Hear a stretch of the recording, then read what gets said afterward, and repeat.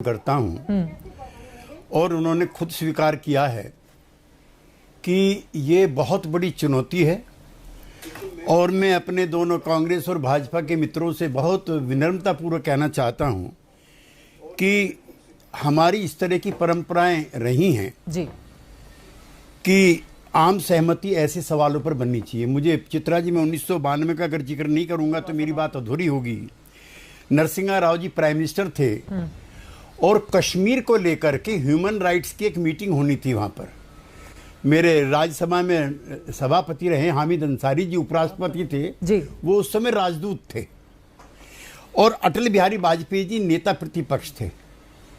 तो उनको भारत का कश्मीर में पक्ष रखने के लिए जेनेवा भेजा गया। वहां पर जो एम्बेसडर थे पाकिस्तान के और जो विदेश मंत्री थे वो अटल जी को देख करके चौंक गए कि ये कैसे आ गए यहाँ पर। तो उन्होंने अटल जी से पूछा कि आप यहाँ कैसे? उन्होंने कहा मैं भारत का रुख अब यहाँ रखने के लिए आया हूँ, जबकि कश्मीर पर उनकी राय कांग्रेस के नेता से भिन्न थी। तो ये रही है हमारी परंपरा। आज का दिन तो इफ्स एंड बट्स का सुनी सुप्रिया जी है ही नहीं। आपकी पार्टी तो इतनी जिम्मेदार पार्टी रही है कि वो ऐसे अब अटल जी का सुन लीजिए, उस समय तो हम भी थे। अटल जी ईरान इराक युद्ध हो रहा है, इराक युद्ध हो रहा है। इराक पर जब दूसरी बार हमला होता है छोटे बुश के द्वारा इराक पर, तो सोमनाथ चटर्जी और इंद्रजीत गुप्ता जाते हैं। यहाँ से इंडियन फ्यूलिंग हो रही है वहाँ के लिए, बगदाद के लिए फ्यूल यहाँ से लेते हैं अमेरिकन प्लेन और जा करके हमला करते हैं बगदाद में। तो ये दोनों हमारे कॉमरेड जाते हैं अटल जी के पास कि इस पर कुछ कीजिए। तो अटल जी का जो विनोदी स्वभाव रहता है, कॉमरेड कुछ हल्ला गुल्ला मचाओ संसद में तो कुछ करेंगे भी।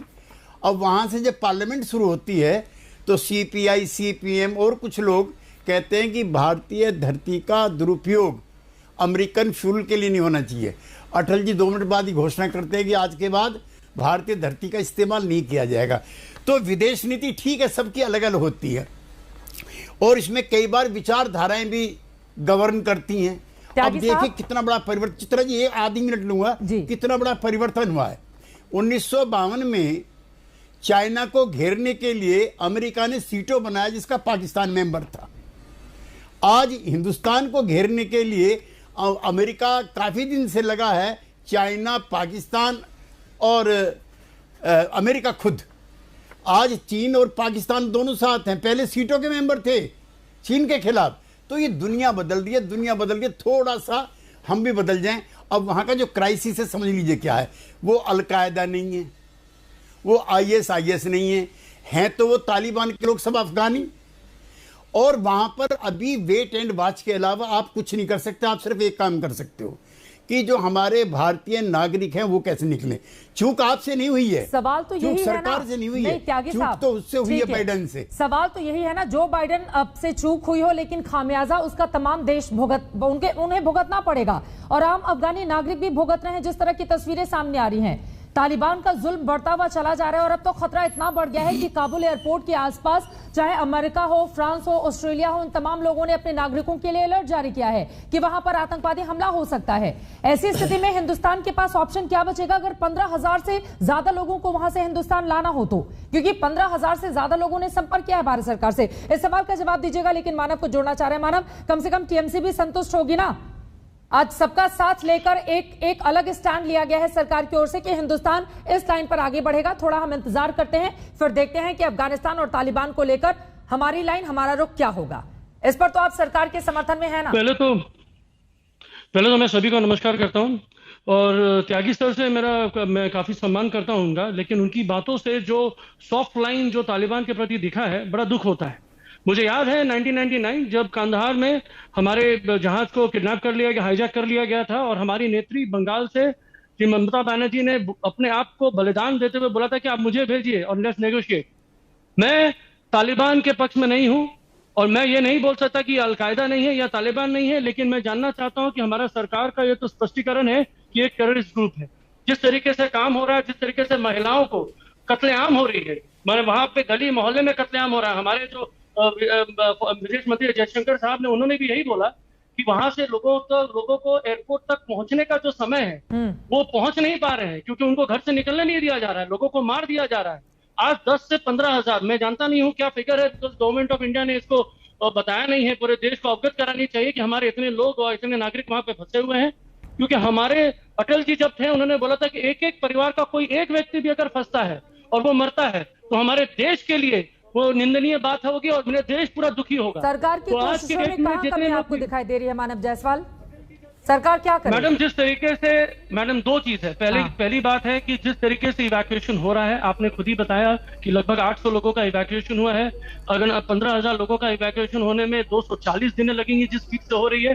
कुछ एक कंटिजेंसी प्लान होती है जिसको प्रायोरिटी में सरकार को उसका संज्ञान लेना चाहिए। मैं जानता हूं कि हमारी बहुत सारी लिमिटेशंस हो सकती हैं क्योंकि ये देश हमारा बहुत बड़ा है और बहुत सारी गतिविधियां चेंज हो रही हैं एवरी डे। हर तरीके से अटैक कर रहा है। बहुत सारे जगहों में उन्होंने नए अपने पावर्स इंस्टॉल नहीं, मैं आपसे क्या जानना चाह रही हूँ, वो क्या कर रहा है वो तो हम तस्वीरों और रिपोर्ट के जरिए दिखा ही रहे हैं, लेकिन आपने कहा कि भारत सरकार से हम सहमत नहीं है, तो आप क्या सलाह दे रहे हैं? क्या करना चाहिए सरकार को? जल्दी से बोलिए, उसके बाद त्यागी जी मैं आपके पास आ रही हूँ। सिंपल एक ही है कि हमारी लॉजिस्टिक को भरपूर तरीके से एक्सपैंड किया जाए, जिस तरीके से भी हो मैक्सिमम लोगों को इवैक्यूएट किया जाए। और आज आपको पता है कि इंडिया कितना वल्नरेबल है, जिस तरीके से हम चारों दिशाओं से घिरे हुए हैं और हमारा जो आपसी जो मतभेद है वो प्रखर रूप से दिख रहा है। चाइना जिस तरीके से पाकिस्तान का सपोर्ट कर रहा है, पाकिस्तान का जिस तरीके से, ठीक है, समझ गए मैं आपकी बात। त्यागी साहब, ठीक है, हमें ये भी जानना होगा कि हमें अपने संसाधनों का और ज्यादा इस्तेमाल करना चाहिए ताकि जल्द से जल्द लोगों को निकाला जा सके। और आपकी कुछ बातों पर भी उन्होंने आपत्ति जताई। त्यागी साहब। मानस जी, मैंने अपने वक्तों में 4 और सज्जन बैठे हुए हैं, तालिबान की तारीफ नहीं की। मैंने तालिबान में अलकायदा में फर्क बताया।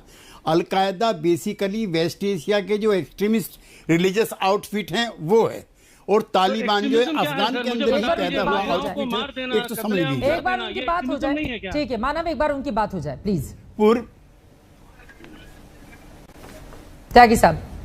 मानव जी, जब तक आप नहीं कहेंगे कि मेरे बीच में नहीं बोलेंगे, मैं अपनी बात शुरू नहीं करूंगा। नहीं प्लीज आप बोलिए। चित्रा जी, मैं तो अफगानिस्तान के जो तालिबानी नेता हैं उनके इन इरादों का सबसे पहले विरोध कर चुका हूं, जिसमें उन्होंने कहा है we will not discuss what type of political system we should apply in Afghanistan.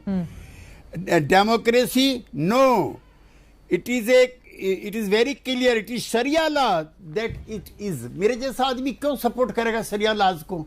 तो माना जी, मेरे मुंह में ऐसी बात, प्लीज ऐसी बात मेरे मुंह में मत डालिए। मैं डेमोक्रेट, लोकतंत्र के लिए हमने तकलीफें सही हैं। मेरी बात खत्म नहीं हुई है, पहले आप बोल लीजिए।